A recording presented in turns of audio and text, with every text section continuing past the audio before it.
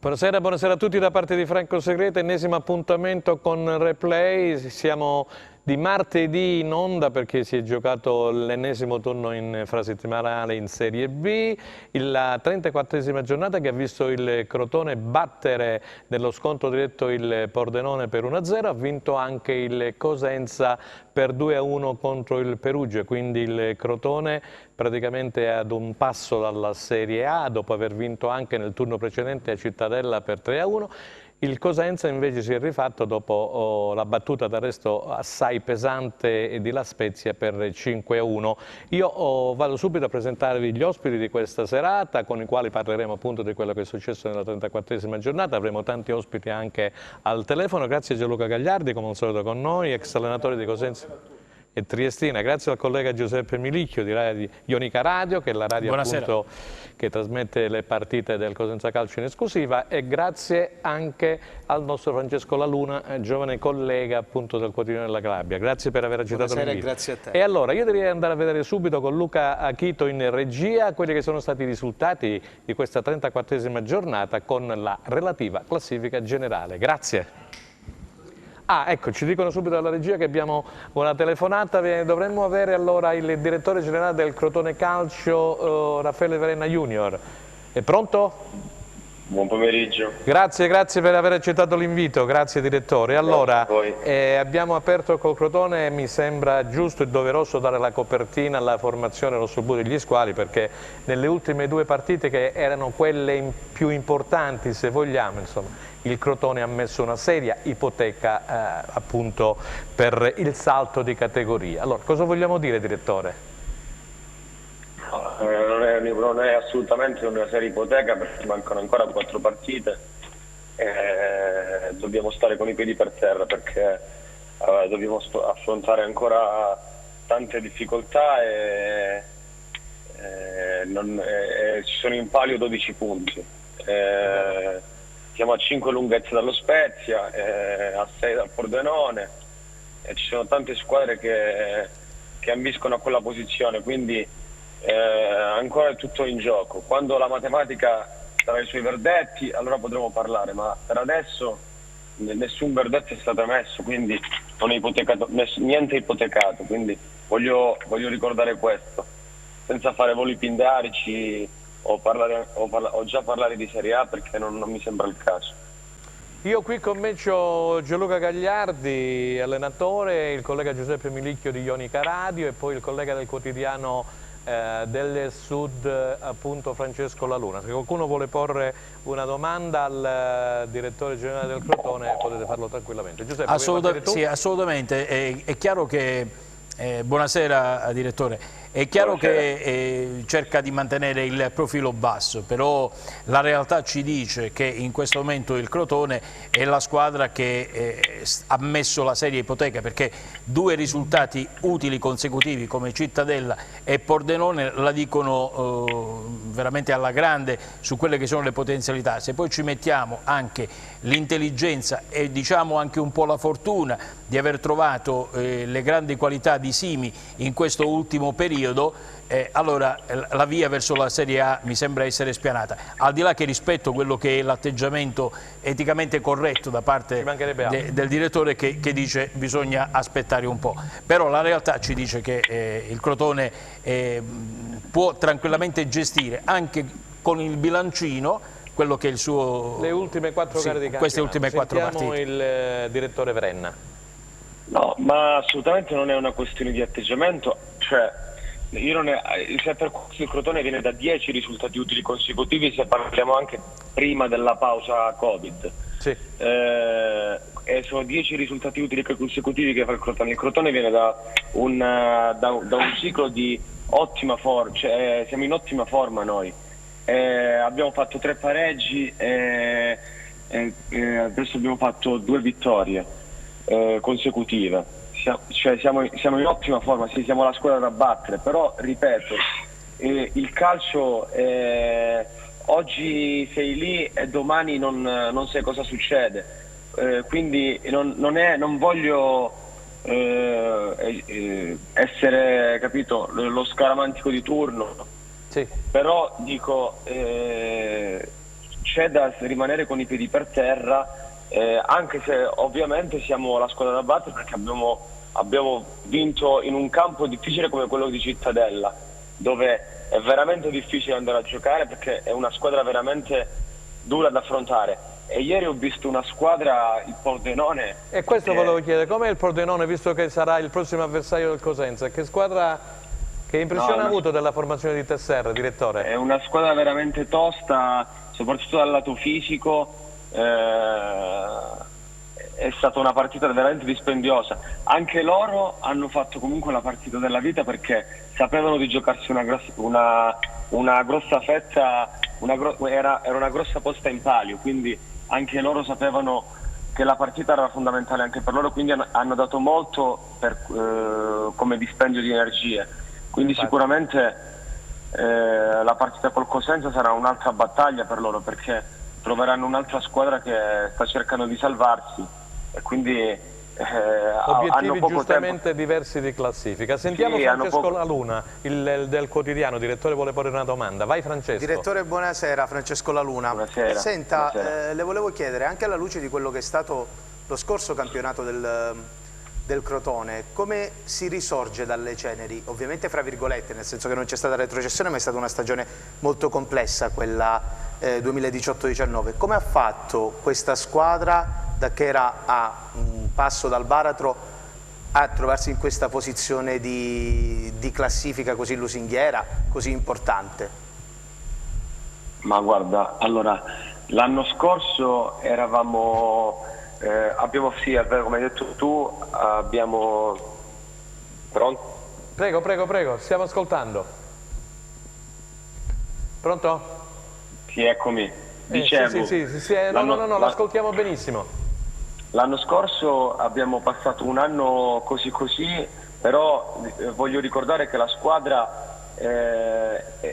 per lo gioco duro è rimasto, quindi la squadra è quella, l'allenatore è quello. Diciamo che magari abbiamo fatto qualche errore anche noi e ci prendiamo le nostre responsabilità, a non credere a non aver avuto pazienza nell'aspettare il gioco del mister, perché poi, come sapete tutti, dopo non mi ricordo quanto... Si riferisce ad Oddo naturalmente, no? No, mister Stroppa. A Stroppa, l'avete esonerato, poi l'avete richiamato dopo l'interregno, esatto. E poi richiamato. Sì, sicuramente se avessimo continuato sarebbe stato forse un altro campionato, perché poi abbiamo visto che è andato il Verona su ai playoff come fra l'altro da subentrante, perché anche il Verona non aveva fatto un campionato eccellente, fra l'altro aveva esonato Grosso, aveva chiamato Aietti, quindi l'anno scorso è stato un campionato un po' così. Quest'anno è un campionato molto più difficile. Noi ci siamo calati nella parte, sapevamo che questo era è il nostro anno per cercare di tentare la scalata alla promozione, perché poi secondo me anche l'anno prossimo sarà una Serie B veramente difficile, con la Regina che salirà, il Monza e tante altre squadre toste. Brescia e Spal che ormai hanno un piede e mezzo in Serie B. Sì, sarà una Serie B ancora più difficile di quest'anno. Vero. Quindi noi sapevamo che quest'anno ci giochiamo il tutto per tutto, diciamo. Direttore, mi pare che avete la Salernitana nel prossimo turno, poi intreccerete, mi pare, il Frosinone Trapani, no? Se non ricordo male. Livorno, Frosinone e Trapani. Sì, quindi siete arbitri sia praticamente della salvezza, anche perché c'è il Trapani che lotta come il Cosenza per quantomeno arrivare ai play-out. E insomma sarà una bella cavalcata anche col Frosinone stesso. Grazie Presidente, in bocca al lupo per il futuro, grazie per la disponibilità. Grazie a voi, buon pomeriggio, arrivederci. Grazie. E allora, torniamo in studio e andiamo subito a vedere, dopo aver ringraziato il direttore generale del Crotone Raffaele Brenna, subito i risultati di questa 34esima giornata con la relativa classifica generale. Eccola qua. Ascoli batte Empoli 1-0, Cosenza Perugia 2-1, Cremonese Chievo 1-0, Crotone Pordenone 1-0, Frosinone Juve Stabia 2-2, Livorno Lo Spezia è passato per 1-0, Salernitana Cittadella 4-1, 7 gol Milicchio il Cittadella ha beccato nelle ultime 2 partite, quindi poi parleremo anche di questi risultati strani, 5-1 del Cosenza, 4-1, mi sembrano un po' dei risultati tennistici. Trapani Benevento 2-0, Venezia Pescara 1-1 e Virtus Entella Pisa 1-1. Questa l'ho seguita, questa partita, gran bella gara, veramente poi l'Entella sui titoli di coda è riuscita a pareggiare perché il Pisa vinceva 1-0. Andiamo a vedere la classifica generale. Allora Benevento 77, l'abbiamo detto, con 7 giornate di anticipo ormai in Serie A con la testa altrove, Crotone 61 meritatamente, Spezia 56, Pordenone 55, Cittadella 52 insieme al Frosinone, Salernitana 50 che ha fatto un balzo in avanti dopo aver vinto contro il Cittadella ieri, Empoli 48, Chievo Verona 47 insieme al Pisa, poi Entella 44 e qui andiamo praticamente nella parte medio-bassa, Cremonese 43, Ascoli 42, un'altra bellissima vittoria della formazione di Dionigi, poi Pescara, Venezia e Perugia 41, Juve Stabia 38, Trapani 35, Cosenza 34, Livorno 21. Allora, introduciamo subito il Cosenza e poi sentiremo anche il Mimmo Toscano, subito dopo gli highlights, un giro e poi Mimmo Toscano. Andiamo a vedere gli highlights di Cosenza Perugia che ha confezionato per noi Anna Franchino. Grazie a Chito. Torna al successo il Cosenza, dopo 3 turni di digiuno i lupi chiudono la pratica Perugia vincendo per 2-1 al Marulla. La squadra di Occhiuzzi risponde sul campo alle critiche e si gioca queste 4 ultime gare fino a fine campionato le poche chance salvezza. I padri di casa sbloccano il risultato nel primo tempo con Bruccini che sugli sviluppi di un corner trova la rete da posizione defilata. La squadra di Cosmi fatica a contenere la verve dei rossoblù che giocano con grinta e determinazione. Nella ripresa gli umbri sfiorano il pari con Kuan, ma al 29esimo è Baez a firmare il raddoppio. Parte in velocità lasciando sul posto la difesa biancorossa e con un lob supera Vicario. Al 33esimo Falcinelli appena entrato di testa accorcia le distanze, ma è ancora il Cosenza al 40esimo a sfiorare la terza marcatura con Casasola. Al 49esimo Capela salva sulla linea un tiro di Mazzocchi e sulla ripartenza Asensio spreca l'ennesima occasione per i rossoblù che ora si godono il successo con la testa già al Pordenone. La testa conta tanto, è vero conta tanto, ma noi abbiamo lavorato tanto su questo. Il dopo gara di La Spezia ho detto semplicemente ragazzi sono con voi, perché è stata una partita dove soprattutto le responsabilità erano soprattutto mie e quindi i ragazzi oggi hanno dato una risposta fantastica.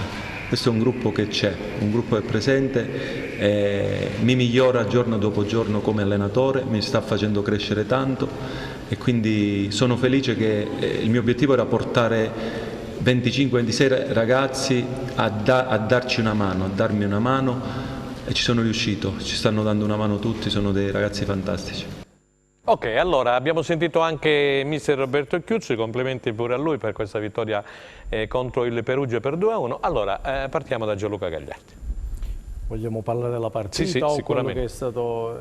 La partita è stata... No, intanto parliamo anche e poi facciamo riferimento a questa reazione che ha avuto la squadra appunto di Occhiuzzi subito dopo la sconfitta pesantissima di La Spezia perché si è giocato dopo 3 giorni. Sì, questi incontri ravvicinati, come abbiamo già sottolineato, giocano un aspetto fondamentale l'emotività e la capacità di assorbire o eventualmente respingere sia gli eventuali risultati negativi o positivi e pensare necessariamente subito alla prossima. Quello che è successo al Cosenza è emblematico, dopo una sconfitta pesante dal punto di vista numerico, una prestazione di questo genere significa che la Serie B rimane tale, così come è sempre stata, piena di sorprese. Ci ha regalato questa vittoria che è stata un po' mortificata dai risultati poi serali che sono stati diciamo talmente lineari in alcune circostanze che non lasciano scampo al Cosenza né tantomeno la possibilità di dire guardiamo con più positività rispetto al giorno prima perché è rimasto immutato. Giuseppe, allora hai sentito che ha detto il mister? Sono d'accordo. Risultati lineari perché effettivamente tranne la Juve Stabia che ha pareggiato poi ieri in trasferta a Frosinone, però insomma ha vinto l'Ascoli, ha vinto la Cremonese con quel gran gol di Mogos, insomma sono stati dei risultati che forse hanno un po' vanificato, se vogliamo, questa vittoria del Cosenza.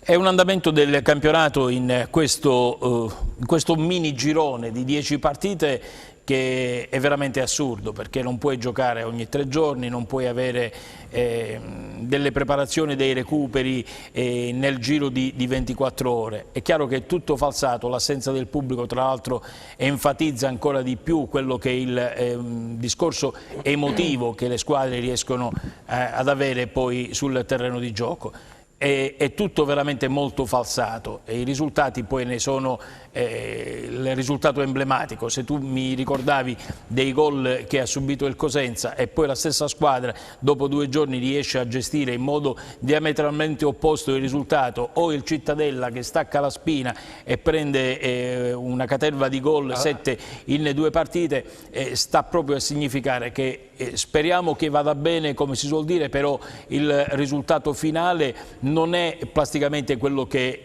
in effetti è il valore delle squadre che scendono in campo, è tutto molto falsato. Sentiamo Francesco Lanone che ha confezionato il servizio appunto tra Cosenza e Perugia sul Quotidiano del Sud, ha inquadrato la partita come, in che modo, fallo sapere ai nostri telespettatori. Guarda Franco, per quel che ho visto io ieri è stata l'ennesima conferma del fatto che questa squadra sia stata costruita non tanto per impostare gioco, anche perché ti manca palesemente l'uomo che imposti il gioco, quanto per distruggere il gioco avversario e ripartire in contropiede.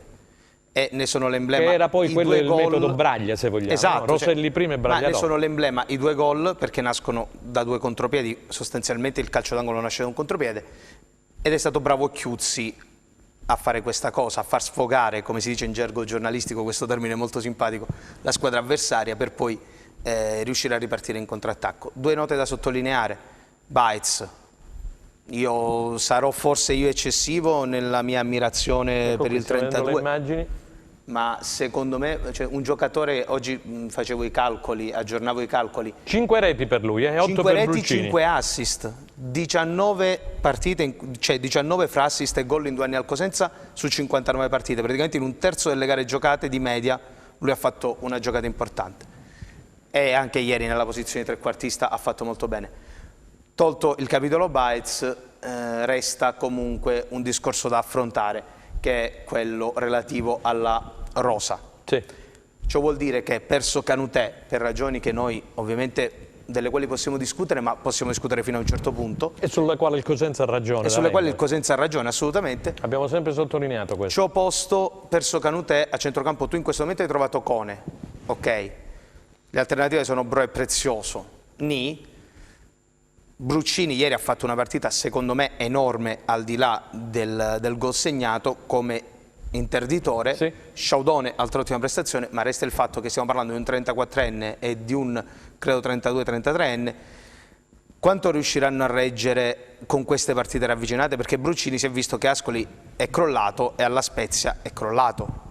Quanto riesce a reggere un giocatore di una certa età? Vabbè, questo è un discorso ritmi? che riguarda tutte le squadre, perché poi ascoltando anche quello che ha detto Cosmi, l'allenatore del Perugia nel dopo partita, dice ma eravamo stanchi, il viaggio, no, assolutamente. dopo pescare in pullman, a cose riguarda un po' tutte le squadre. Effettivamente è statisticamente provato, caro Francesco, che quando il Cosenza ha giocato in maniera ravvicinata, una partita buona, un'altra partita non delle migliori, ma è successo un po' a tutte le squadre. Piuttosto volevo sapere da Gianluca Gagliardi questa posizione di Baez dietro le punte, perché si è inventato poi Occhiuzzi il 3-4-1-2 con Rivière, facendo giocare dall'inizio appunto Rivière ed Asensi. Sì, vabbè, Baez ha qualità che poi lo esaltano in qualsiasi posizione laddove trova degli spazi da attaccare, e quindi ieri ne è stata una prova evidente. Io invece vorrei sottolineare, perché l'ho sempre fatto, anche e soprattutto a difesa nei momenti peggiori, che ieri ha vinto la vecchia guardia. Sì. Perché ieri il Cosenza... Ne abbiamo parlato anche in tribuna stampa. Per 9/11 era il giocatore dell'anno scorso. Giuseppe Milicchio, ecco, sta sorridendo. Poi... E 7 di 2 anni fa. Non è un caso. Non è un caso. Non è un caso perché giornalisticamente il tifoso vede solo l'aspetto tecnico e critica, indipendentemente da come ti chiami, da quello che hai fatto, se sbagli un passaggio, un cross, un gol. Ma il cuore, sentendo l'affetto che ho visto ieri tra i giocatori, non ho visto nella partita con lo Spezia. Non ho visto una reazione dopo un gol di un giocatore che si potesse un attimo irrigidire con un compagno o richiamarlo all'attenzione. Ieri invece l'ho vista, quindi significa un affiatamento dentro e fuori dal campo che fa la differenza oltre i limiti tecnici. Ieri la squadra è stata concentrata, ho visto Idda, voi parlate di Capelà, ma il miracolo l'ha fatto Idda. Il miracolo l'ha fatto Idda, poi l'arbitro è stato benevolo perché ci poteva dare il rigore. Tu parli del contatto in aria con Iemmello? Sì, ha fatto un intervento al limite, che vale più di un gol. Che stavamo 1-0 se non sbaglio. Lì Iemmello te la piazza, e la partita poteva essere stravolta perché, ripeto, se gli dai il rigore deve espellere ma lì 99 su 100 te lo fischia. A Battista te lo avrebbe fischiato. È stato benevolo al limite, ma Idda fa è quello che non è stato fatto in altre circostanze, l'intervento alla disperata, perché comunque andava fatto. Questo a prova che nel calcio i valori dell'uomo prima dei giocatori in alcuni contesti, in alcune circostanze fanno la differenza. E il Cosenza ha riscoperto l'anima, l'umiltà e la fame che l'ha contraddistinta nelle ultime 2 partite. Questo è il risultato di ieri. Per il futuro ci dobbiamo augurare purtroppo che noi continuiamo a fare il nostro, andando a fare qualche miracolo fuori casa, e qualcuno ceda di botto perché altrimenti è dura. Giuseppe ha parlato di qualcosa che avevamo sottolineato anche durante la gara in tribuna stampa. Noi che eravamo allo stadio della vecchia guardia. Allora, noi che eravamo allo stadio l'abbiamo percepito maggiormente rispetto a chi magari la partita la vede semplicemente in televisione. O magari l'ascolta per radio. O magari l'ascolta per radio. Però si vedeva che c'era questa voglia, questa volontà di sacrificarsi. Abbiamo visto anche dei falli tattici a metà campo che solitamente erano un neo del Cosenza. Quante volte abbiamo sentito Braglia dire i giocatori non fanno quel fallo, non si spendono, non prendono un giallo. Non prendono un giallo. Ieri abbiamo rischiato di prendere anche il rosso su molte ripartenze. Nell'1 contro 1 Sciaudone è andato giù duro, Bruccini ci ha messo il piede Angelo Corsi si è fatto sentire, voglio dire, quindi era l'atteggiamento giusto. Poi sono state evidenziate quelle che sono state invece le negatività dal punto di vista caratteriale della squadra del Perugia, perché poi abbiamo sentito Serse Cosmi che è molto plateale, però che è molto realista in quello che ha detto a fine partita. Ha detto testualmente, non è una frase televisiva, ma siamo ormai quasi in seconda serata, o sono rincoglionito o praticamente la squadra non mi segue. Quindi questo tradotto in soldoni vuol dire mandatemi via perché c'è una situazione un po' particolare, perché borderline. Di questo il Cosenza è stato bravo a capire quello che succedeva in campo e ne è saputo approfittare. Un minutino che dobbiamo andare in pubblicità. Francesco, tu so che vivi anche a Perugia per motivi professionali. Ho vissuto ma a questa squadra, questo Perugia, effettivamente si leva Santo Padre, il presidente un po' sui generi. Allora, che succede? No, secondo me la faccio molto breve. Sono stata alla commemorazione di Luciano Gaucci, morto recentemente, prima dell'emergenza Covid. E parlavo con dei tifosi per raccogliere le voci, ovviamente per lavoro. Ho notato una cosa che mi affretto a sottolineare con tante persone, cioè il salto dello squalo, lo chiamo io, del calcio da sport popolare a passione economica ed entertainment si vede più nelle piccole piazze che non nelle grandi città, perché molti fanno l'esempio i cinesi all'Inter, Elliott al Milan, i romani a Roma e gli americani a Roma, o anche a Bologna. O a Bologna. Nelle piccole piazze vedi, ma faccio anche l'esempio del Cosenza Calcio, non me ne voglia il presidente Guarascio, però si vede la differenza, perché molti tifosi del Cosenza vorrebbero, mi rifaccio a quello che disse Antonio Clausi settimana scorsa, un presidente che sia sulla loro lunghezza d'onda. Stesso discorso va fatto a Perugia, dove Santo Padre è praticamente la stessa cosa di Guarascio a Cosenza. Ho capito, l'esempio è quello. È un discorso che è più imprenditoriale che passionale. A Perugia loro comunque hanno una Ti faccio rispondere dopo. Perché lui vive a Perugia, insomma, di giornalismo. Vuoi aggiungere qualcosina? 10 secondi? Sì, il Perugia ha speso tanto, punto. Hanno una grandissima squadra. Ok, allora, se mettete la camera noi andiamo subito in pubblicità. Quando ritorneremo poi al rientro avremo la telefonata con Mimmo Toscano, allenatore della Regina. Restate con noi, grazie.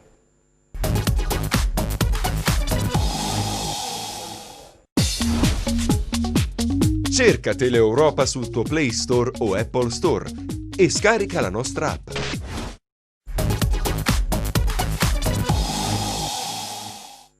Allora, seconda parte di replay per questo martedì, dopo che si è giocata, dicevamo, la 34esima di campionato. Perugia, stava dicendo qualcosa di Santopare, volevi aggiungere tu, Gagliardi? Nel frattempo che ci mettiamo in contatto con Mimmo Toscano. Diciamo che si respira a Perugia non è sicuramente tecnico, perché il Santopate tutto si può dire, ma non che non abbia investito, anzi ha investito enormi capitali nella costruzione della squadra sia l'anno scorso che quest'anno, con staff tecnici importanti che hanno dei costi notevoli, e è una struttura di squadra con 20-22 giocatori di categoria. Mi dici quali sono stati i meriti del Cosenza nell'affrontare quel Perugia che annoverava gente di Serie A, tra le altre cose, il Falcinelli, Falasco.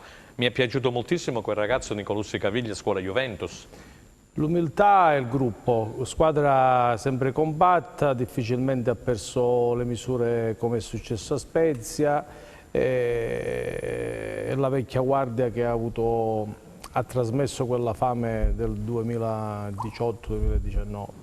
Giuseppe, i meriti del Cosenza mi devi dire quali sono stati? Assolutamente, volontà gruppo, la voglia di essere alcune volte anche meno belli del solito, meno specchiati del solito, ma più cattivi nelle cose semplici. Cioè basta andare a vedere il fallo sistematico a metà campo che ti fa rischiare l'ammonizione, ma che non era nelle caratteristiche di questa squadra. A volte ci siamo specchiati, siamo stati belli e meno produttivi, questa volta più utilitaristici. Grazie, ci dicono dalla regia che dovremmo avere Mimmo Toscano, allenatore della Regina. Eccolo qua.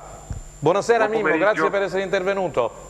Grazie a voi. Stavamo parlando del Crotone, al quale abbiamo dato praticamente l'apertura per la bella vittoria di ieri contro il Pordenone, e della vittoria del Cosenza contro il Perugia. Come inquadriamo, Mimmo, questa 34esima giornata di campionato? Il Crotone con un piede e mezzo, quasi due in Serie A, il Cosenza che sta lottando con il tuo amico Roberto Chiuzzi con tutte le forze e con il coltello tra i denti per arrivare quantomeno ad un play-out. Ma il Crotone ormai ha un'identità ben precisa, ha avuto un momento di flessione, magari non sono arrivate le vittorie, ma non ha neanche perso, quindi ha dato continuità ai risultati e quindi gli permette di stare a 5 punti di distanza dalla terza, e quindi ha intrapreso la strada giusta per mantenere questo distacco fino alla fine. Credo che non ci dovrebbero essere problemi. Il Cosenza, con la vittoria di ieri, il campionato di Serie B è questo, 2 risultati consecutivi positivi o negativi ti portano a cambiare i giudizi da una settimana all'altra. Si riapre tutto, 4 punti sono alla portata del Cosenza, basta dare continuità ai risultati.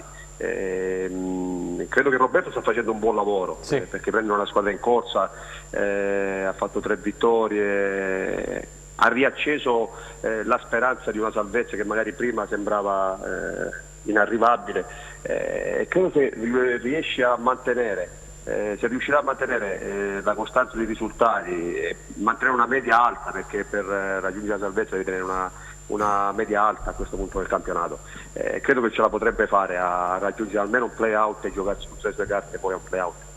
Mimmo, qui con noi ci sono mister Gianluca Gagliardi, Giuseppe Milicchio di Ionica Radio, collega, e l'altro collega Francesco La Luna del Quotidiano del Sud, che naturalmente vogliono intervenire. Allora, partiamo da Gianluca Gagliardi per Mimmo Toscano. Intanto ciao e di nuovo complimenti per l'opera d'arte, perché quella di quest'anno è stata la tua opera d'arte, senza nulla togliere a tutto lo staff che ti aiuta, e sappiamo della qualità. Michele Napoli e tutti gli altri, dai. Però vincere nella tua città penso che ti ha dato una soddisfazione e un'emotività enorme, creando una squadra a tua immagine e somiglianza. Io ho visto sempre il piacere di allenare questa squadra. Ciao Gianluca, intanto ti ringrazio. Sì, è stata una cosa veramente entusiasmante. Sapevo all'inizio della stagione che mi avrebbe regalato delle emozioni, ma non pensavo così forti, perché poi sederti nella panchina dove sei cresciuto calcisticamente, dove sei cresciuto, nella tua città, non è facile, perché devi cercare di scindere le cose, di essere Reggino e essere allenato della Regina, perché poi se no non riesci a essere lucido.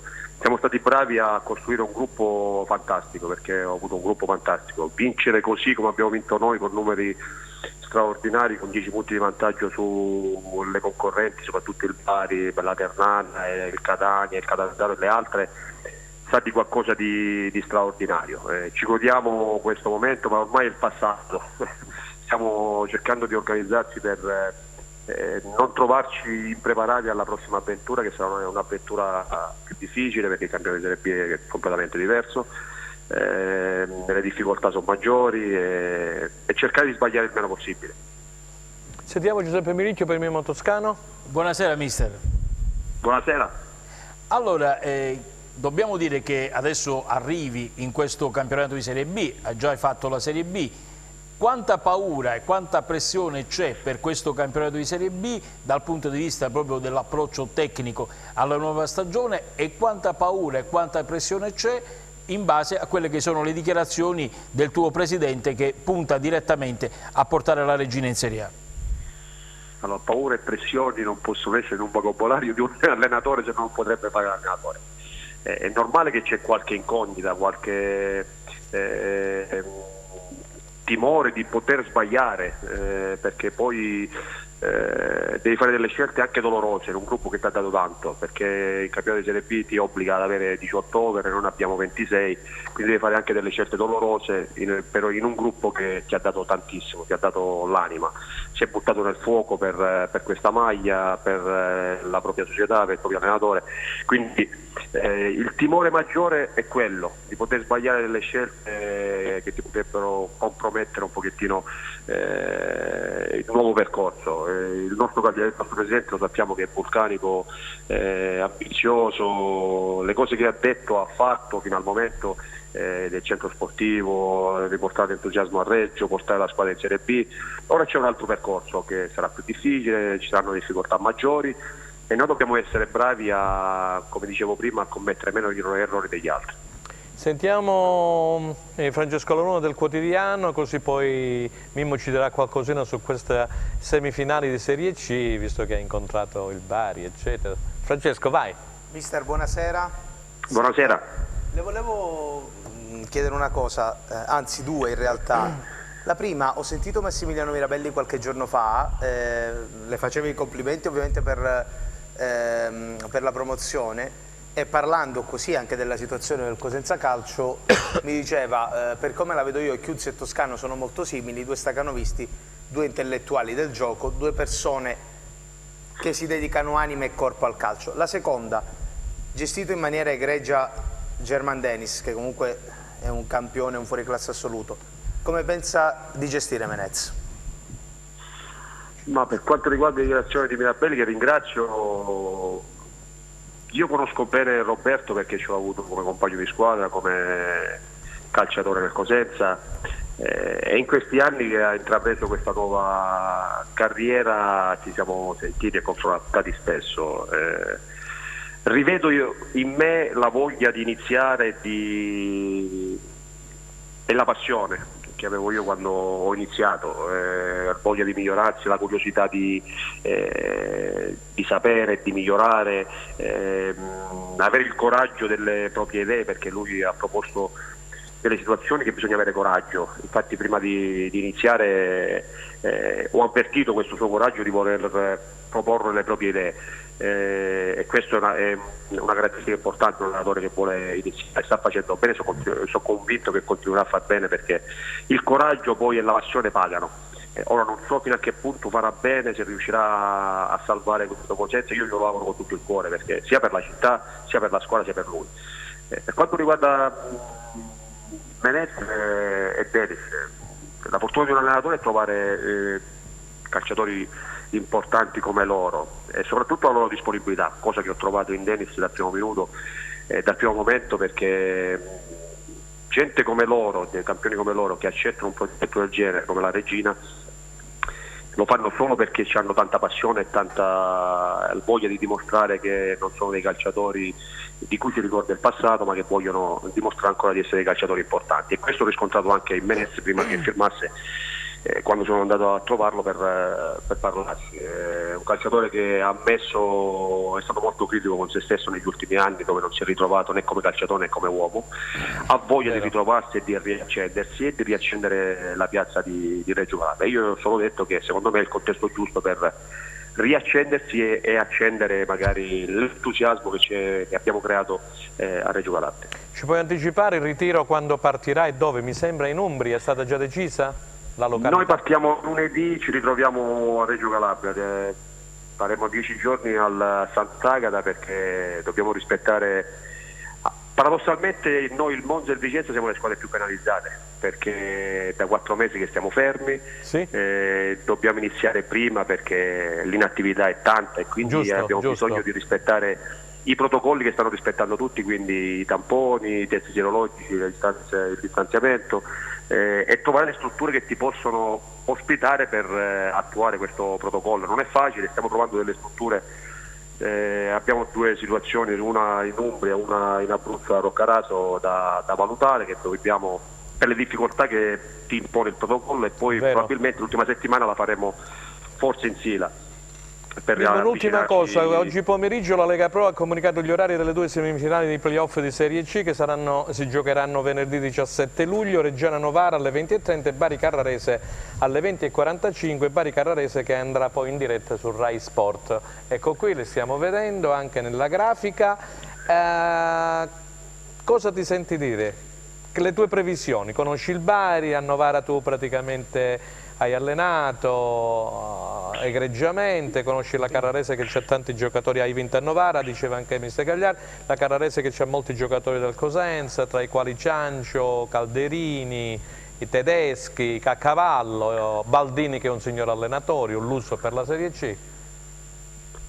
Ma sulla carta il Bari è la squadra più strutturata per poter raggiungere l'obiettivo, però dopo questo lungo stop non so i vantaggi o gli svantaggi che può avere la lunga inattività, perché anche ieri il Bari ha faticato contro la Ternana in 10 contro 11 e poi l'ha riuscita a spuntare per il miglior piazzamento in classifica. Potrà sfruttarlo ancora nelle semifinali, però ti dico che Reggiana a me piace come gioca. Il Novara è una squadra sbarazzina, senza alcun pensiero, senza alcuna pressione, e può dare fastidio a tutti. La Carrarese è allenato da un allenatore esperto che può mettere a disposizione del suo gruppo la sua esperienza, e quindi di favorite non ce ne sono. Tutto dipenderà dagli episodi, da come ci arriverai e chi riuscirà a portare gli episodi dalla propria parte riuscirà a ottenere questa promozione. Grazie a mister Mimmo Toscano, allenatore della Regina, per essere stato con noi qui a Replay. In bocca al lupo per il futuro, Mimmo. Grazie ancora per la disponibilità. Grazie a voi, un saluto a tutti. Grazie. Allora, mi sembra che Toscano sia stato chiaro. Facciamo un giro sul Cosenza nuovamente, perché ce lo chiedono in tanti. Lui ha avuto Roberto Chiuzzi come giocatore prima, poi sono stati compagni di squadra, insomma lo conosce molto bene, quindi ha fatto anche una previsione. Secondo lui ci sono le condizioni perché il Cosenza possa arrivare quantomeno ad un play-out. Però c'è un Pordenone, vogliamo andarlo a vedere intanto questo Crotone-Pordenone, perché il direttore generale Vrenna parlava di una squadra fisica, una squadra che ha messo in difficoltà il Crotone in alcune situazioni di gioco. È una squadra che... Il Pordenone fa appunto della fisicità e dall'organizzazione di gioco il suo forte. Molta preoccupazione devono destare gli inserimenti delle mezze ale e della mezza punta, perché spesso e volentieri le punte giocano più per la squadra che per loro stessi, quindi fanno questo corto-lungo egregiamente, la ricerca del terzo con l'inserimento degli esterni opposti. Insomma, è una squadra che da preoccuparsi soprattutto quando si ha la palla, perché se ripartono lo fanno con una cattiveria e con una forza incredibile. E quindi squadra da rispettare, da prendere con la giusta... Si giocherà a Trieste, perché Trieste praticamente quello stadio dove tu ci hai allenato, tra le altre cose, no? Sì, ho avuto il piacere e l'onore di sedere anche sulla panchina della Triestina, che ritengo sia una città fantastica e dove si respira calcio d'alto livello. È una solita di calcio glorioso, no Giuseppe? Cosa ti ricordi di quella gara di andata appunto vinta dal Pordenone per 2-1 a Cosenza? C'era lo stesso arbitro Gersini che ha arbitrato Cosenza Perugia. Bravo tra l'altro. È bravo, sì. Gersini mi piace. Abbiamo dato più della sufficienza. Mi piace, è un buon direttore di gara, assolutamente. Molto tranquillo. La partita dell'andata non ha fatto altro che evidenziare quelle che sono state le caratteristiche di questo Pordenone che arrivava con grande entusiasmo nel campionato di Serie B, Tesser che è un allenatore veramente molto intelligente, 1-2, e in quel momento il Cosenza cominciava ad evidenziare invece quelle che erano le sue crisi difensive, quelle che erano le sue problematiche, perché abbiamo beccato 2 gol su 2 palle centrali in quella giornata. Poi abbiamo chiuso con Lazar, che era il nostro sogno, il tiro dalla distanza, il giocatore che doveva fare un po' la differenza, e che così non è stato. Adesso riaffrontiamo il Pordenone, ma è diverso completamente tutto. È diverso tutto perché in questo momento si azzera completamente qualsiasi discorso, le motivazioni. Ritengo che il Pordenone, al di là dell'equilibrio che gli può dare Tesser, che è una persona a modo e che sa gestire la sua squadra, in questo momento il tono dell'entusiasmo del Pordenone mi pare che dopo la sconfitta di Crotone possa essere leggermente abbassato. Quindi come affrontare la partita, questo è il discorso, cioè andare lì e giocarsela, cercare di attaccare e prendere la ripartenza, far giocare loro che sono molto forti fisicamente, è difficile. Guarda, è ieri, difficile. Scusami se ti Prego, poi andiamo a vedere il Crotone. Ieri penso sia stata una scelta di Roberto quella di tenere i 2 più Paez in avanti e fare la fase difensiva con i restanti 7. Quindi l'ha detto anche nella conferenza. Nell'1 contro 1 l'ha accettato, ma quando è ripartito il Cosenza, questo è quando devi necessariamente vincere, dato che a Pordenone devi cercare di vincere, perché purtroppo non si possono fare conteggi diversi se vuoi tenere una fiammella accesa.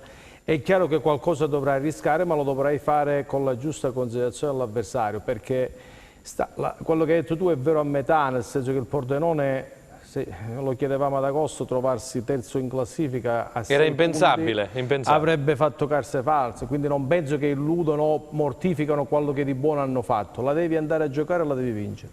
Sentiamo Francesco Lanuna prima di andare a vedere gli highlights del Crotone e vediamo anche questo Pordenone come si è comportato all'Ezio Scida.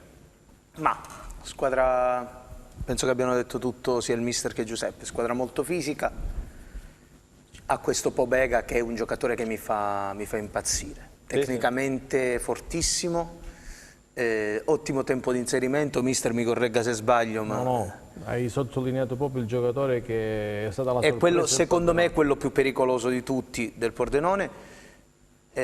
Io ho avuto modo di vederli solo all'andata contro il Cosenza, peraltro neanche dal vivo, quindi tante cose magari non le noti. A una primissima e superficiale occhiata la mia presentazione, quando ne parlavo con i colleghi, è stata Tedino, Colucci, Tesser, il modo di giocare della squadra è sempre lo stesso. Nonostante gli allenatori che sono cambiati. Nonostante l'avvicendamento di diversi allenatori, ho visto una squadra che sta sul pezzo con una velocità, una capacità di ritmo e di intensità su quel campo che ho visto raramente in campo, e l'ho vista ugualmente a come l'ho vista quando è stato. Benissimo. Allora andiamo a vedere questo Pordenone, come si è comportato all'Ezio Scida. Luca Chito dalla regia, grazie. Highlights. Il Crotone supera di misura il Pordenone, ipoteca un bel pezzo di promozione diretta in Serie A, terzo successo consecutivo per i pitagorici e 10° risultato utile di fila che vale la seconda posizione a 5 lunghezze di vantaggio dallo Spezia. Stroppa deve rinunciare agli squalificati Marrone e Mustacchio, in difesa viene schierato Curado dal primo minuto con Golemic spostato al centro. Gli ospiti invece si presentano col 4-3-1-2 con in porta l'ex Bindi. Dopo una prima fase di studio, al 24esimo e al 25esimo i rossoblucci provano con Simi e Benali di testa e successivamente con un destro a fil di palo di Zanellato. I pitagorici continuano a fare la gara e così, quasi allo scadere della prima frazione, Molina va via sulla sinistra e pennella al centro per Simi, che di testa trafigge Bindi e sigla l'1-0. 18esima rete in campionato per il nigeriano, che aggancia Iemmello al comando della classifica marcatori. Nella ripresa gli ospiti vanno vicini al pareggio con il neoentrato Gavazzi, ma il suo diagonale destro si spegne sul fondo. Gli uomini di Stroppa amministrano bene il vantaggio e sfiorano anche la seconda rete, ma il risultato non cambia e il Crotone festeggia, godendosi il secondo posto solitario. mancano ancora delle partite e quindi ci sono ancora punti in palio. Adesso dietro abbiamo lo Spezia, mi sembra, che comunque corre più o meno come noi.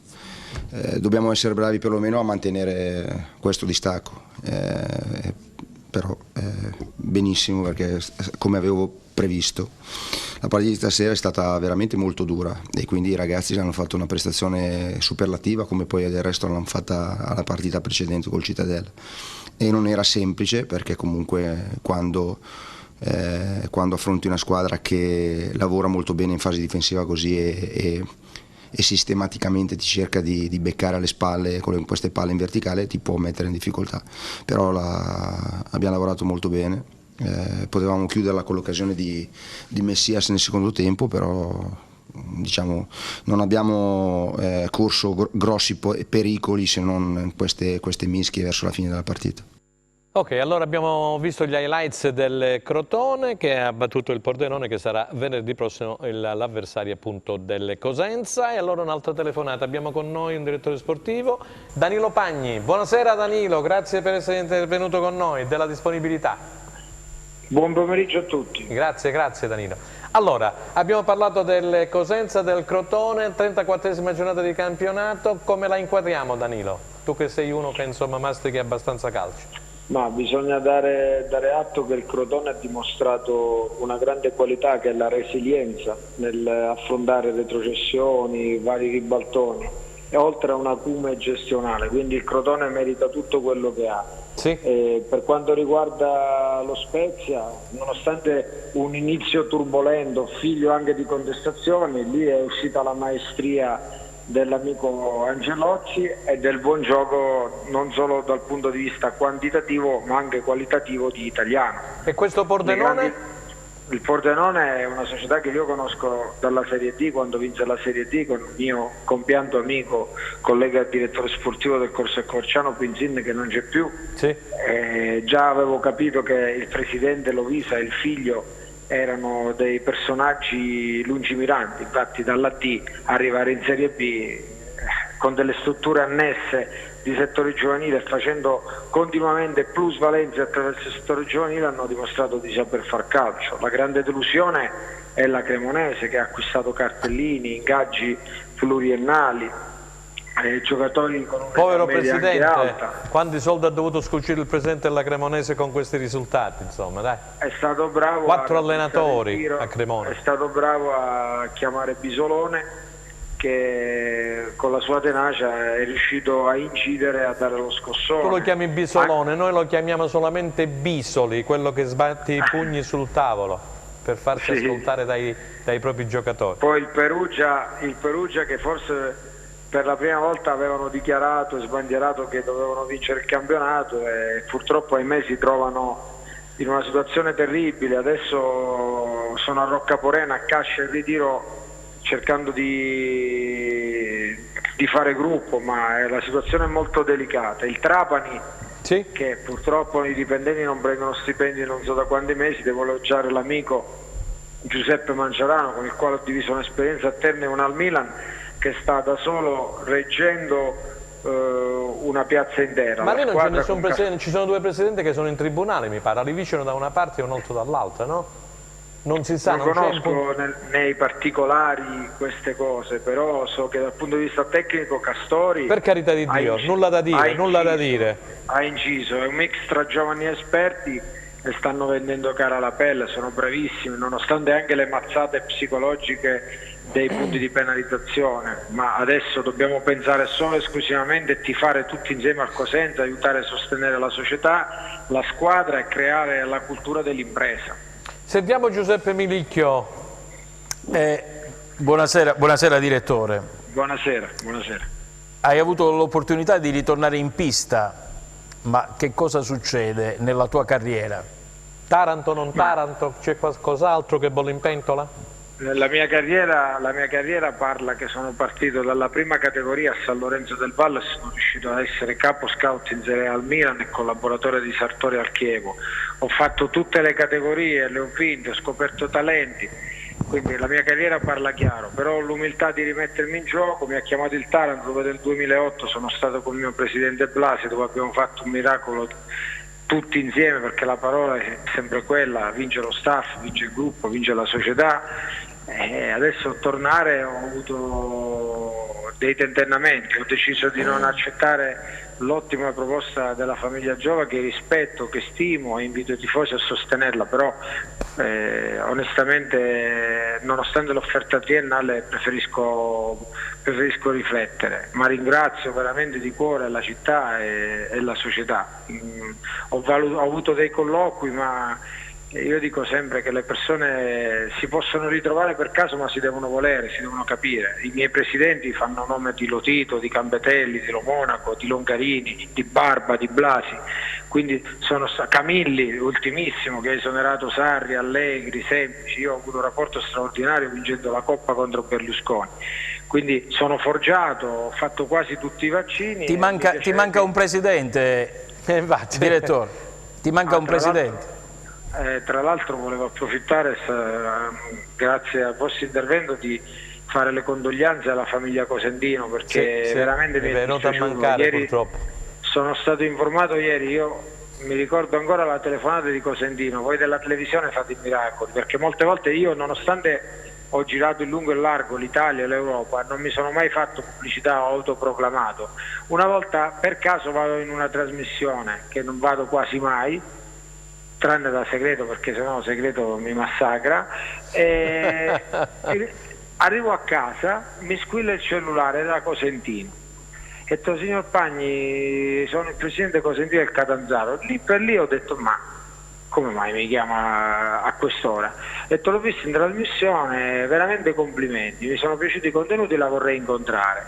Poi ci incontrammo, non si fece niente, però poi ci siamo incontrati in tanti aeroporti e mi dispiace tanto di questo suo decesso, veramente mi dispiace tanto. Sentiamo che siamo in chiusura per della seconda parte. Francesco La Luna del Quotidiano per il nostro amico Danilo Pagni. Direttore, buonasera. Francesco La Luna. Buonasera. Senta, dopo il suo rifiuto a Taranto, penso ci sorga spontanea la domanda, mi perdoneranno i colleghi se uso il plurale, ma non è che da un rossoblu si passa a un altro per caso?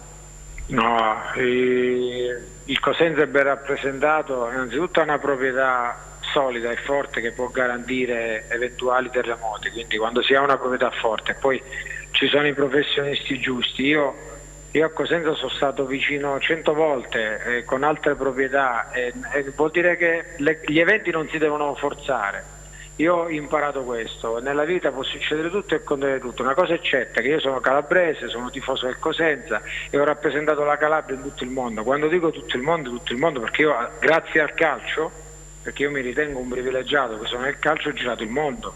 Quando ho lavorato con Mirabelli al Milan ero l'unico che andava in Africa, quindi voglio dire, poi io ho coraggio, perché quando uno ha la professionalità e l'amore verso la professione, non teme niente nessuno. Io sarei andato anche in D a Taranto, come andai in D a Salerno, vincendo il campionato con Lotito. A me non, il calcio è un'opportunità, il calcio è il motore, quindi io metto in preventivo tutto e sono preparato al contrario di tutto. Quindi benissimo. Per me il calcio non deve. Ci hai dato delle belle notizie, insomma, dai, ci hai dato dei messaggi, delle belle notizie. Ringraziamo Danilo Pagni, sperando di vederlo io ringrazio tutti quanto voi, prima in una società importante.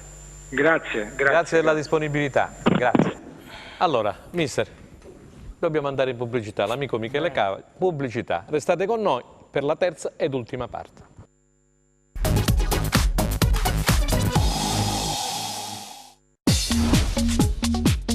Cerca Teleeuropa sul tuo Play Store o Apple Store e scarica la nostra app.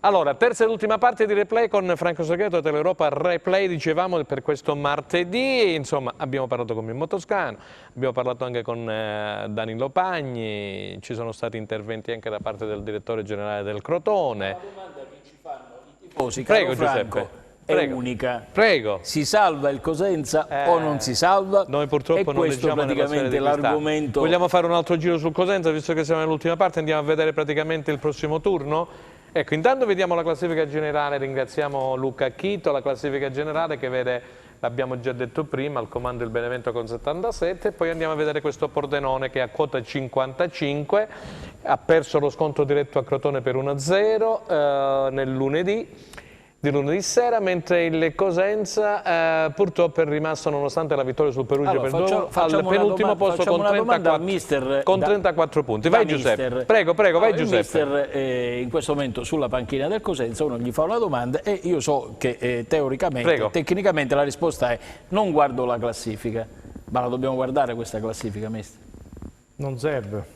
Purtroppo non serve perché... Che poi spiega anche i 4 punti, Giuseppe, dei play-out eventualmente. Voglio arrivare lì. Bravo. Perché ahimè quello che dovevamo evitare è successo e quindi adesso hai una sola cosa, devi vincere e sperare, quindi non hai alternative, quindi il calendario per te conta poco. Devi augurarti che non succeda quello che è successo ieri sera, tu vinci e le altre fanno altrettanto e quindi significa vanificare quello che hai fatto. Una cosa però ecco, la devi continuare a fare, onorare la maglia, andare a Pordenone a fare la guerra, finire sfinito la partita e poi si vede quello che succederà sugli altri campi. I numeri alla fine non si possono né cambiare né smentire perché dicono una verità. La verità è che la nostra classifica è drammatica e che 7 punti e non i 3 della Juve Stabia, i 4 della Juve Stabia, sono ad oggi un miraggio, quindi bisogna essere realisti, andare con il pensiero al Pordenone e basta, non pensare ad altro perché altrimenti è drammatico. Paradossalmente, vai Giuseppe, facendo quel famoso discorso dei 4 punti che devono intercorrere tra la quintultima e la quartultima ed eventualmente quei 4 punti possono inficiare tutto il discorso perché si andrebbe a non avere la disputa dei play-out. Esatto, per questo parlavo dei 7 punti, perché se voglio dire, noi puntiamo la Juve Stabia, ma la classifica continua a correre e si rischia che il play-out non si fa, quindi ci dobbiamo augurare che qualcun'altra di quelle che sono a 41 rallenti. Allora, io prima di dare la parola a Francesco Luna, ce lo hanno chiesto, Giuseppe, che nel pomeriggio sono arrivati, come tutti i nostri telespettatori sapranno, i provvedimenti del giudice sportivo, mano pesante per Coppola e per Galano, così titola Tutto B. Al termine della 34esima giornata del campionato di Serie B sono arrivate puntuali le decisioni del giudice. Squalifica pesante per Alessandro Coppola del Livorno, sembra che anche il Livorno sia per cambiare allenatore, ormai Spinelli e il figlio, voglio dire, non sanno più cosa fare, vorrebbero affidarla al tecnico della Primavera, neanche Filippini gli va bene più, insomma vedremo quello che succederà, ormai è retrocesso il Livorno. Quindi Alessandro Coppola di Livorno per aver colpito con un pugno al volto un avversario, complimenti, e Cristian Galano del Pescara per aver colpito con una manata un avversario, ecco qui praticamente si sta perdendo un po' la testa. Bravo Giuseppe, entrambi sono stati fermati, signori, per 3 giornate, un turno di squalifica e 1.500 euro di multa per Matteo Ardemagni dell'Ascoli, un turno di squalifica per Caligara, Fiordilino e Montalto, Giuseppe, quindi il Venezia avrà praticamente 3 squalificati nel prossimo turno, un turno a Cuomo del Crotone, Gustafsson della Cremonese, Eramo dell'Ascoli, Ricci dell'Empoli, Soddimo del Pisa e Vitiello della Juve Stabia. Sì, in effetti ci saranno alcune partite che saranno veramente alla camomilla, da qui alla fine, ma l'ha già detto il mister, e altre che saranno di grandissima intensità, dove magari la stanchezza, il caldo e l'adrenalina potrà portare a questi atteggiamenti che costringeranno gli arbitri a tirare in modo continuativo il cartellino. C'è un'altra notizia, perché Piero Braglia è stato, scusatemi, presentata ad Avellino, gli è stata fatta una domanda sul Cosenza. Una domanda sul Cosenza, sull'esonero, in base ai risultati era giusto mandarmi via. Così Piero Braglia in casa Avellino è stato presentato ufficialmente, mi girano le scatole per come è andata, ma è anche colpa mia Cosenza, dice Braglia. Fu giusto esonerarmi da parte della società alla luce dei risultati maturati e non arrivati e le partite giocate nell'ultimo periodo. La promozione in P non fu un miracolo. Presi la squadra al penultimo posto, ma i ragazzi si compattarono. Arrivammo ai playoff e con la giusta mentalità eravamo una Ferrari, andavamo più veloci rispetto alle altre squadre. Quindi ha ritenuto giusto Piero Braglia l'esonero da parte della società Cosenza, dice però gli girano ancora le scatole, testuali parole, per come è andato. Mister, abbiamo dato la notizia in diretta della conferenza stampa di Piero Braglia all'Avellino.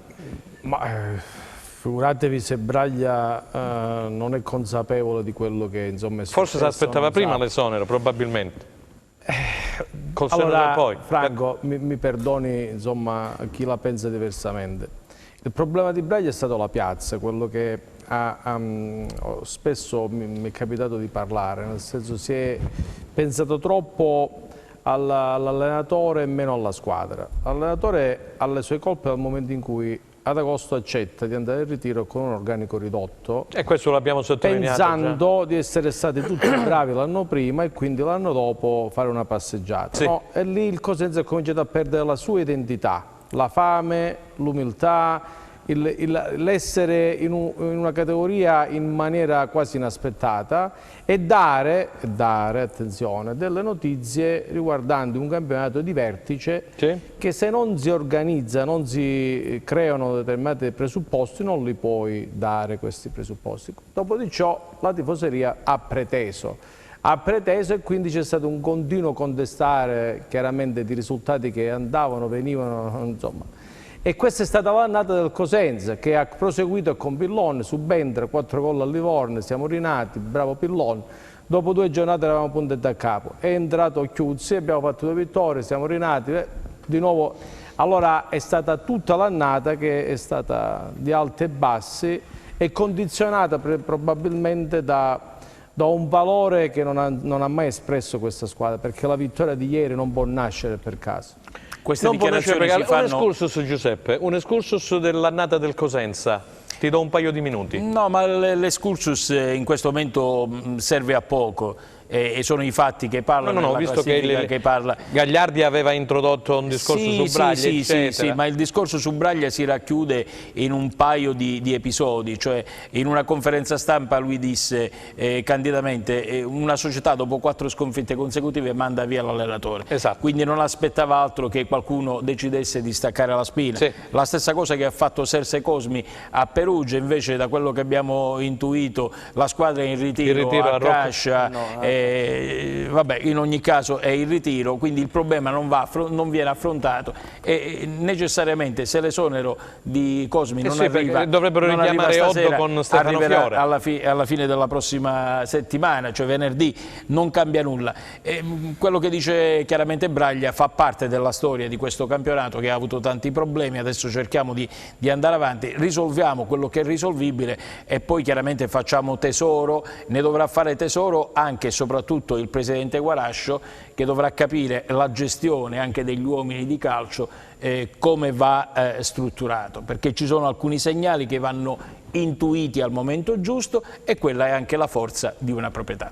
Sentiamo Francesco Lanoni invece sul Cosenza, su quello che hanno detto sia Gianluca Gagliardi che Giuseppe Milicchi. Allora parto da un presupposto. Sì. Le colpe non sono mai dell'uno, mai dell'altro, sono sempre divise. Certo c'è una percentuale di responsabilità che poi va ponderata. Ciò detto, le colpe di Piero Braglia, secondo me, e sono d'accordo col mister, possono essere state 2, ovvero quella di accettare più che ad agosto, a gennaio, quello che è stato il mercato di riparazione del Cosenza, che di fatto ha riparato poco, dovevi prendere un centrale, un playmaker, e non hai preso né il centrale né il playmaker.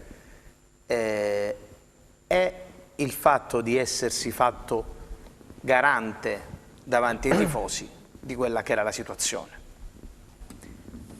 E però per me le colpe di Piero Braglia si fermano qui, voi un po' per l'affetto che possiamo nutrire tutti nei confronti di Piero Braglia, ma sappiamo benissimo che nel momento in cui noi siamo operatori dell'informazione riusciamo a distaccarci, e questa è la bellezza anche del nostro mestiere. Ma se Piero Braglia con questa squadra fa tot punti, arriva Bepi Pillon, traghettatore che è il nuovo Nedo Sonetti praticamente, ormai le squadre in caduta libera lo prendono sempre. Arriva Bepi Pillon e fa credo 5 punti o 4 punti. Sì, è vinta a Livorno. Vabbè, la media stagionale è uguale per tutti, un punto scarso a partita. Arrivo Chiuzzi. Ha fatto 10 punti Chiuzzi. Fa 10 punti, fa molto bene, ma non è, allora il problema non è l'allenatore, il problema è la costruzione della squadra. E quindi per O'Brien può avere tutte le colpe del mondo, per come la si possa pensare. Per aver avallato una situazione che non per aver avallato quella situazione, va bene? Okay. Una volta ha avuto l'occasione, ma non se l'è sentita. E ricordate quando tirammo fuori... Tu lo punzecchiavi sempre, mi ricordo, a fine partita, eh? Lo punzecchiavi, avevate un po' un rapporto odio, tra virgolette, amore. No, era un rapporto estremamente professionale per mandare i messaggi. Esatto. Una volta si risentì, particolarmente quando io andai a svelare quella che era la sua battuta a Toni Alti con il DS Trinchera, e all'indomani di una partita lui era squalificato, poi alla fine partita parlò con Trinchera dicendo Stefano, in questa maniera retrocediamo. Negarono. Invece forse quello era il momento di aprire, di scoperchiare quella problematica. La pentola. Ma il vaso di Pandora lo scoperchiò, ma lo scoperchiò ad agosto. Nel momento in cui uno lancia il campanello d'allarme ad agosto. La registrazione ce l'hai, no? I messaggi lanciati da Braglia con 6-7 persone. Eravamo tutti lì e fece i nomi, disse io sto facendo il ritiro con Litteri che deve andare via, con Perez che deve andare via, con Tiritiello che andrà via, con Mungo che andrà via. Sono 4 ragazzi che io so che andranno via, ma sono 4 ragazzi che comunque, anche se Litteri poi credo sia rimasto fino a gennaio, adesso probabilmente... Se vuoi dare uno scossone devi andare via anche tu. Eventualmente bravo. Sì, si sarebbe dovuto dimettere. Io non so se l'abbia fatto per troppo amore, per il contratto. Per prendere un po' di fresco, allora va bene. No, non fa neanche fresco a San Giovanni d'estate. No, ma perché la cosa... Scusami Giuseppe. Fallo finire Giuseppe, perché poi è interessante, siamo ormai... Per un allenatore è fondamentale laddove va a trasferire a dei giocatori, diciamo, che vengono lì riposati, tutte le sue nozioni che sono dall'aspetto tattico a quello che può essere il regolamento interno, a quello che può essere il regolamento esterno e tante altre cose che incidono e oggi le paghi perché i fattori Pierino e Canutè rientrano in questo regolamento, e mettere i puntini sulle i dal punto di vista tattico, una scelta, perché signori miei l'idea calcistica del Cosenza era partire con un 4-3-3 con 3 esterni eccetera eccetera, si è fatta tanta confusione durante l'anno, da qui poi i risultati non ti hanno aiutato, però c'entra l'aspetto tecnico e purtroppo è fondamentale e lo vai ad infondere nel ritiro, quindi tu hai perso un mese, poi... E voi mi correggete se sbaglio. Prego. Il direttore Trinchera, e io ho avallato, in base alla squadra costruita, punta a migliorare, sia in mezzo stampa che in televisione, la posizione dell'anno scorso e quindi crea delle aspettative. L'allenatore avalla questo discorso perché sottolinea che questa squadra è più forte rispetto a quella dell'anno scorso. Detto questo, se non vengono risultati, il primo io mi devo mettere in discussione.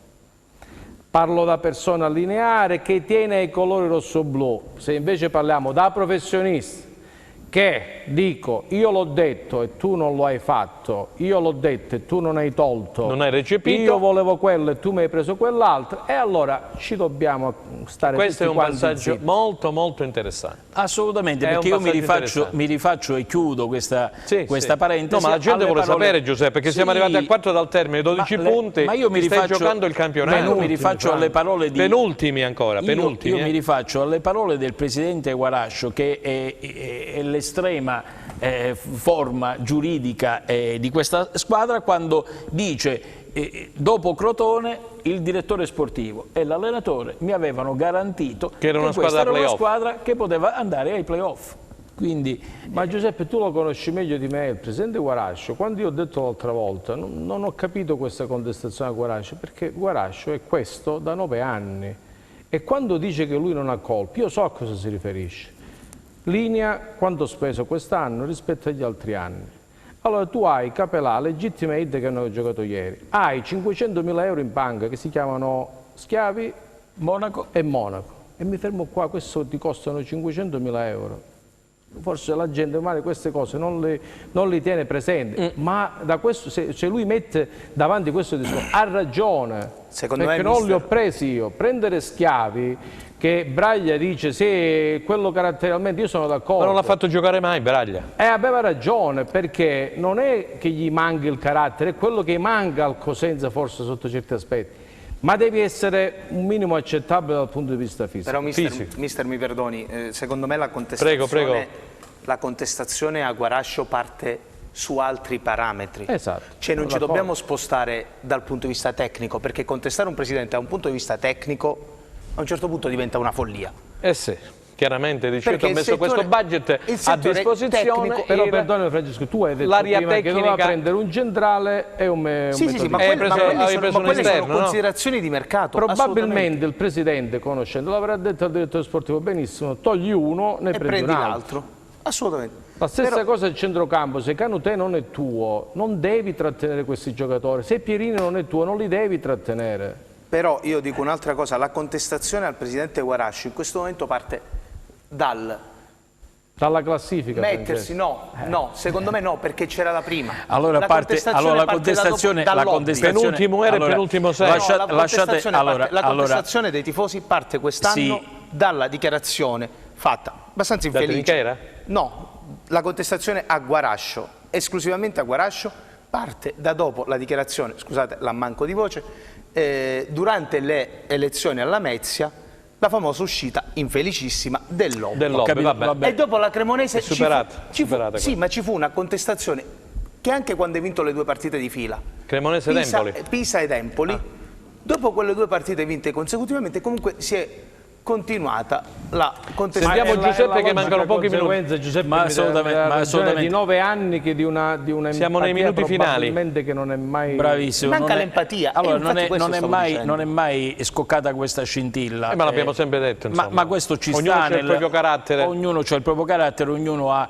Io mi rifaccio sempre ai fatti storici, no? Ricordo benissimo Fiore quando in una conferenza stampa ebbe a dire viva Dio, non è un presidente che è il top del top, però è una risorsa.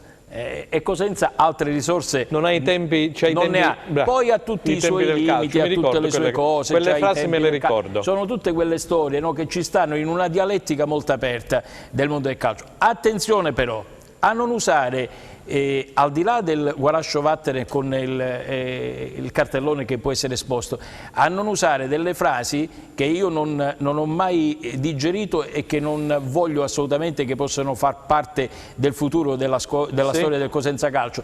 Devi andar via, devi. Il devi non esiste. Cioè questo che sia chiaro per tutti quelli che amano la storia del Cosenza Calcio e la maglia rossoblu. Si può discutere di tutto, si può essere in disaccordo, però badate, devi andare via, non può esistere. Però per discutere si deve poter discutere, Giuseppe. Tutto quello che vuoi. C'è un passaggio ulteriore. Tutto quello che vuoi. Io se mi confronto con te devo avere uno spazio. Possiamo anche non essere d'accordo, alzare anche i toni, fare tutto quello che si vuole. Parte proprio la mancanza di dialettica. Quante volte è stato chiesto un confronto da parte dei tifosi? Da parte di noi giornalisti? Ho capito. Vabbè, noi comunque seguiremo in queste ultime 4 puntate che rimangono, praticamente sperando che si possano allungare, perché tutti quanti ci auguriamo che il Cosenza possa appunto arrivare. No, giusto per chiudere e per non... Perché magari il prossimo turno mancano 2 minuti. Perché magari il messaggio può essere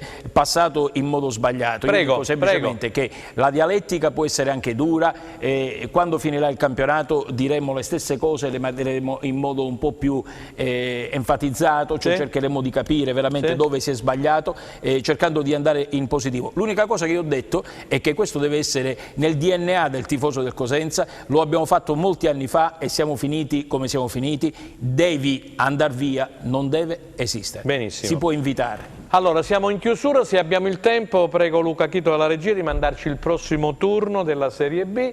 Si giocherà praticamente venerdì 17 mi pare, no Giuseppe? Venerdì 17?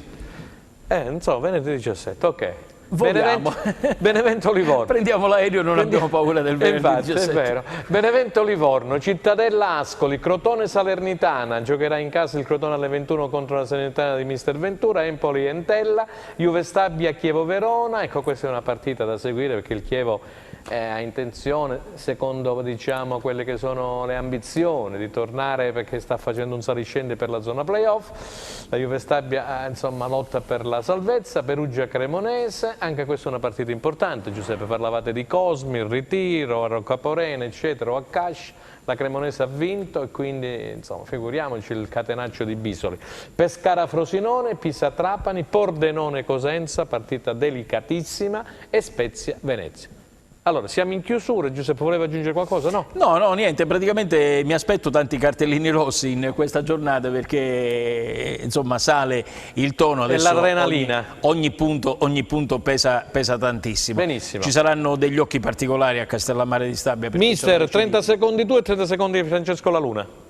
Ma ormai ogni partita è fondamentale, quindi dire che sarà l'ultima spiaggia è, diciamo, è quasi scontato, ma ritengo che Perugia-Cremonese ci dirà se il Perugia... Ma anche Juve Stabia-Chievo, perché il Chievo secondo me cercherà praticamente di andare... Però lì la Cremonese non può regalare... E il Perugia io l'ho visto veramente male, però poi succede il contrario, quindi... Nel calcio ci sta tutto il contrario. Francesco La Luna, in chiusura. Pordenone-Cosenza mi sa tanto di quelle partite che possono segnare la storia. Vero. Cioè da Pescara a Pescara, da Pordenone a Pordenone, una promozione mancata può succedere quello che può succedere, succede. È vero. Resta il fatto che il Cosenza dovrà giocare. Crotone-Salernitana? Il Crotone può salire, potrebbe anche addirittura festeggiare. Sì, l'importante è che non cerchi la vittoria in maniera scriteriata, perché a questo punto deve gestire i 5 punti, deve soltanto giocare. Ok, allora siamo arrivati alla fine di questa puntata di Replay. Allora grazie a Mister Gianluca Gagliardi, grazie a Giuseppe Milicchio di Unica Radio e grazie a Francesco Luna del Quotidiano del Sud. È stato un piacere. Noi ci rivedremo lunedì prossimo alle 15 e non più in serale. Il serale andrà poi quando si giocherà appunto nell'infrasettimanale. Lunedì prossimo con una nuova puntata di Replay. Da parte di Franco Segrete è tutto, arrivederci, restate con noi.